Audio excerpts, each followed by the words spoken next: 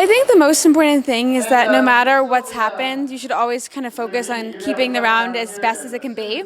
And whether that's because you've had an early four faults and want to, finish on four faults, because while four faults is not as good as going clear, it's better than 8 or 12 faults, that you really just have to take a moment and re-register and just continue riding as well as you can and try to finish up on that as low a score as possible. Like in another situation where something goes wrong, like that's a little bit more than just having a rail down, but you have a bad jump or your horse kind of reacts to something unexpected, I think that it's important to try to salvage as much as you can in that round and make it become less of a problem.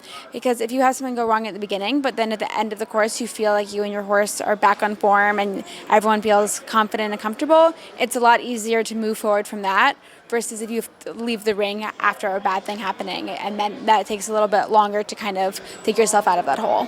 And is that just that comes into it, or can you train for that? I think experience definitely helps. I think that, of course, everyone makes mistakes, and once you've learned how to deal with that, then you're better at dealing with it the next time it happens. I think that especially, like, I've had the opportunity to be on some teams this summer, and they're even almost more importantly, your score really needs to be kept as low as possible. And so even if you have a mistake at the beginning, you want to just finish up as best as you can. It's really important to keep your cool and stay composed.